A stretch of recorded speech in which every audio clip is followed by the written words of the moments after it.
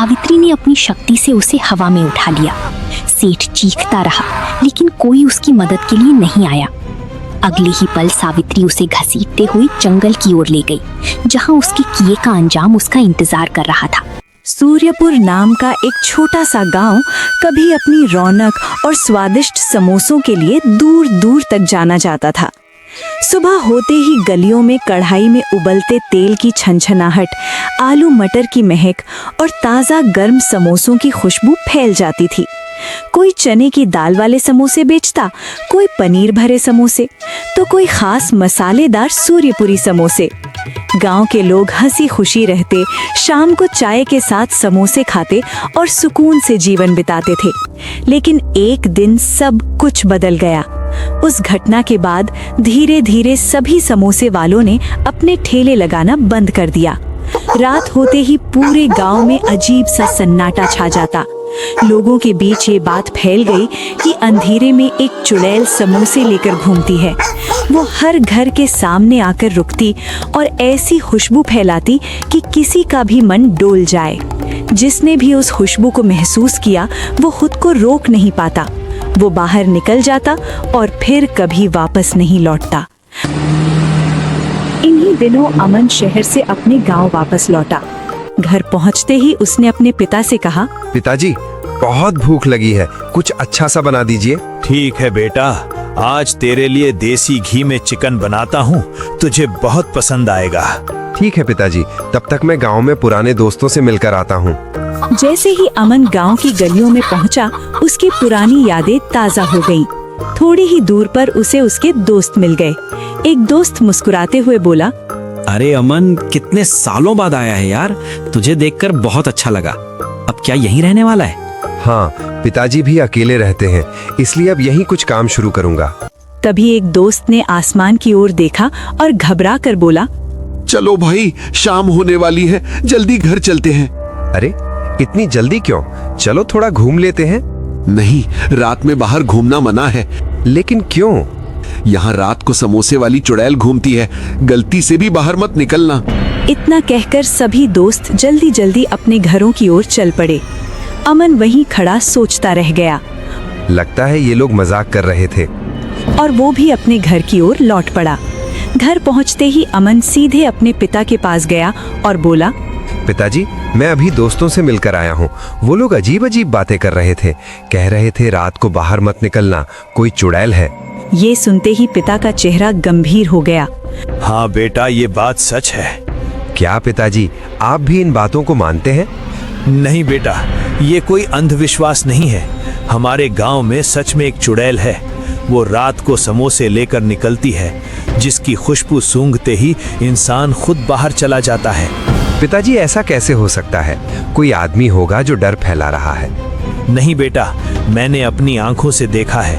वो इंसान नहीं है, वो एक खतरनाक आत्मा है जो लोगों को उठा ले जाती है। चलो अब खाना खा लो, नहीं तो खाना ठंडा हो जाएगा। दोनों चुपचाप खाना खाने लगे, लेकिन अमन के दिमाग में वही बातें घूम रही थीं। खाना खत्म होने के बाद पिता कमरे में आकर बोले, बस बेटा, खिड़की या दरवाजा मत खोलना, आराम से सो जाना। इतना कहकर पिता अपने कमरे में चले गए। अमन बिस्तर पर लेट गया, लेकिन उसे नींद कहाँ आने वाली थी। वो मन ही मन बोला, आज देख ही लेते हैं कि ये चुड़ैल कैसी है। रात गहरी हो गई। चारों तरफ सन्नाटा पसरा हुआ था। अचानक हवा में एक जानी पहचानी खुशबू फैलने लगी, गर्म गर्म समोसों की महक।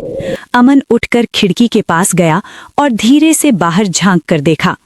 तभी गली के मोड़ से एक साया उभरता हुआ दिखाई दिया। उसके सिर पर एक टोकरी थी जिससे भाप उठ रही थी। अमन की आंखें हैरानी से फैल गईं। ये कैसे हो सकता है? तभी वो चुड़ैल अचानक सामने आ गई। उसकी आंखें खोखली थीं और चेहरे पर डरावनी मुस्कान थी। वो गहरी आवाज में बोली, आओ आओ, गर्मा गर्म समोसे लाई हूँ, बस एक बार बाहर आ जाओ।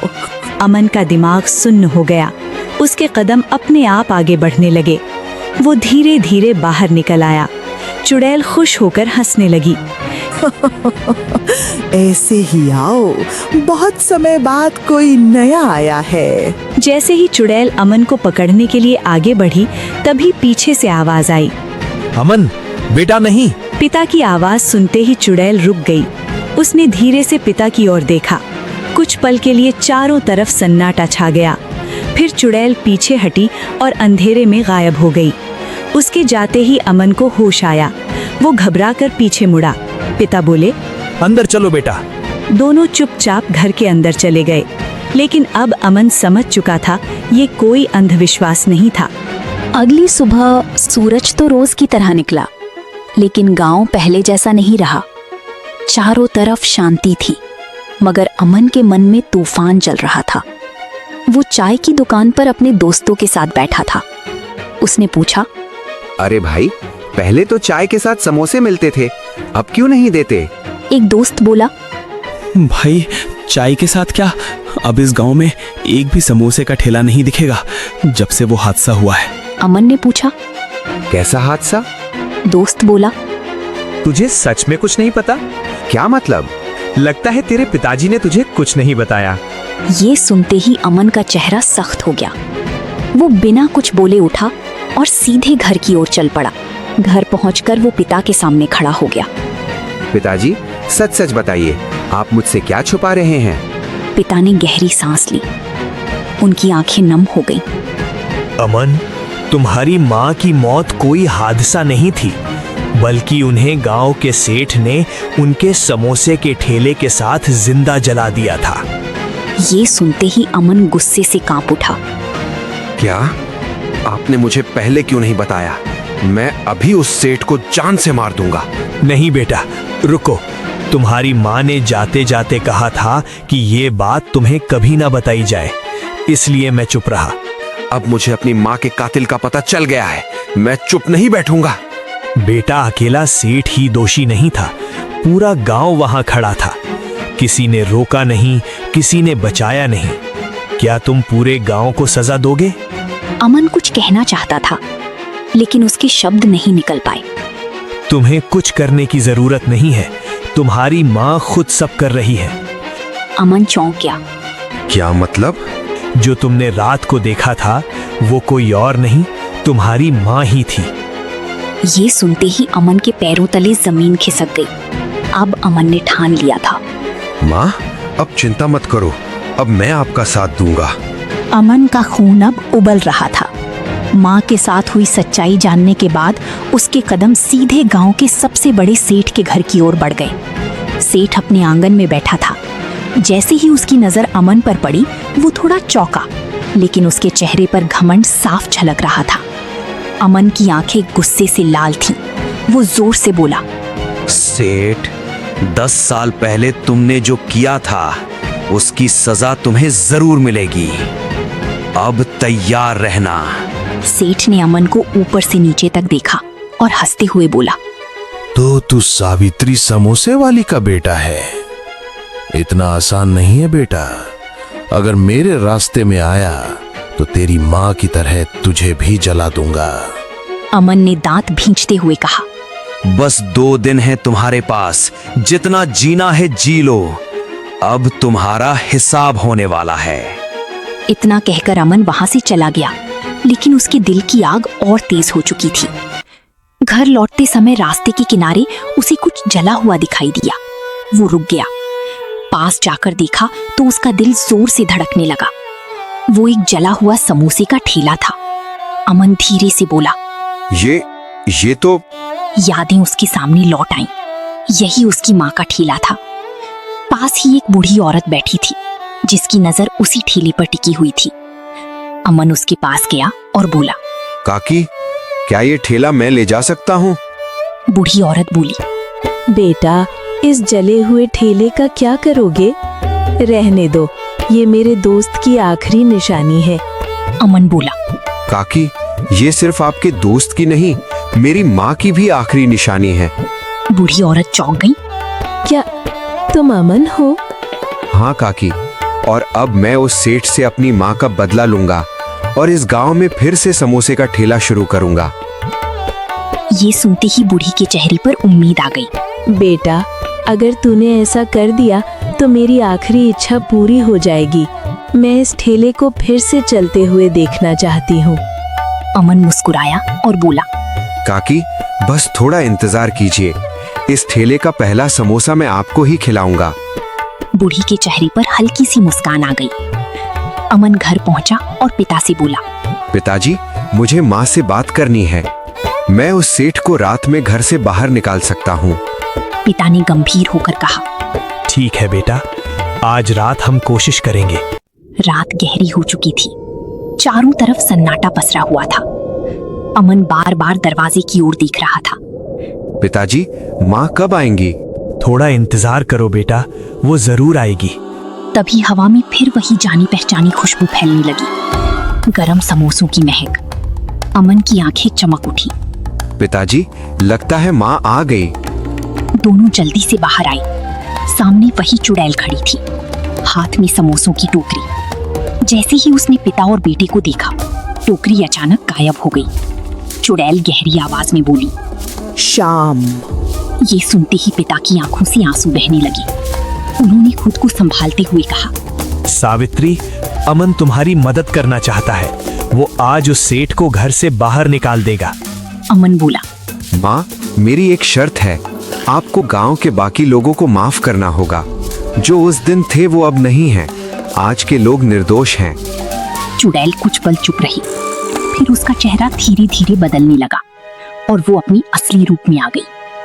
ठीक है बेटा, मैं सिर्फ उस सेठ को सजा दूंगी, उसके बाद मुझे मुक्ति मिल जाएगी। अमन बोला, चलिए माँ, अब समय आ गया है। अमन, उसके पिता और सावित्री की आत्मा धीरे धीरे सेठ के घर की ओर बढ़ने लगे। अमन ने घर के बाहर खड़े होकर जोर से आवाज लगाई, ओ सेठ, बाहर आओ, मेरे पास तुम्हारे खिलाफ सबूत है। तुमने कई लोगों की जान ली है, अब तुम्हें कानून के हवाले करूंगा। ये सुनते ही सेठ घबरा गया और जल्दी से बाहर निकल आया। सामने अमन खड़ा था और उसके पीछे एक डरावना साया। सेठ डरते हुए बोला, अमन, ये क्या है? आज ये चुड़ैल तुम्हें कुछ क्यों नहीं कर रहे? तभी वो साया धीरे धीरे अपने असली रूप में बदलने लगा। सेठ की आंखें डर से फटी रह गईं। सावित्री सामने खड़ी थी। सेठ कांपते हुए बोला, तो तुम जिंदा नहीं, तुम आत्मा बनकर वापस आई हो? सावित्री की आवाज गूंज उठी, और अब तुम्हारी बारी है। ये सुनते ही सेठ पीछे हटने लगा, लेकिन अब बहुत देर हो चुकी थी। सावित्री ने अपनी शक्ति से उसे हवा में उठा लिया। सेठ चीखता रहा, लेकिन कोई उसकी मदद के लिए नहीं आया। अगले ही पल सावित्री उसे घसीटते हुए जंगल की ओर ले गई, जहां उसके किए का अंजाम उसका इंतजार कर रहा था। रात का सन्नाटा टूट चुका था। अमन और उसके पिता धीरे धीरे वापस घर लौट आए। पिता की आंखों में आंसू थे, लेकिन दिल में सुकून था। तभी अचानक ठंडी हवा चली। सामने सावित्री फिर से दिखाई दी। इस बार उसके चेहरे पर शांति थी। हल्की सी मुस्कान के साथ वो बोली, अमन, श्याम, अब सब खत्म हो गया है, मेरा समय पूरा हो चुका है। अमन की आंखों से आंसू बहने लगे। माँ, लेकिन इससे पहले कि वो कुछ और कह पाता, सावित्री धीरे धीरे हवा में खुलने लगी और हमेशा के लिए गायब हो गई। अगली सुबह सूरज एक नई शुरुआत लेकर आया। अमन ने अपनी माँ की जले हुए ठेले को फिर से ठीक किया और उसके ऊपर बड़े अक्षरों में लिखा, सावित्री समोसे वाली।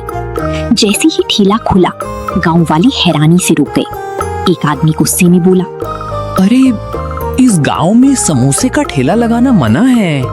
अमन ने शांत लेकिन दृढ़ आवाज में कहा, मना था, अब नहीं है। अब इस गांव में फिर से सावित्री समोसे वाली का ठेला लगेगा। तभी वही बूढ़ी औरत काकी वहां आ गई। ठेला देखकर उनकी आंखें भर आईं। अमन ने एक गरम समोसा उठाकर उनकी ओर बढ़ाया और कहा, काकी, मेरी माँ के ठेले का पहला समोसा आप ही खाइए। काकी ने कांपते हाथों से समोसा लिया, एक और खाया और उनकी आंखों में खुशी छलक उठी। बिल्कुल सावित्री जैसा स्वाद है बेटा, वही खुशबू, वही प्यार। अमन की आंखें भी नम हो गईं। धीरे धीरे ये खबर पूरे गांव में फैल गई। लोग आने लगे। देखते ही देखते ठेले पर भीड़ उमड़ पड़ी। कई दिनों बाद गांव वालों ने फिर से समोसे खाए, हंसती हुई, मुस्कुराती हुई।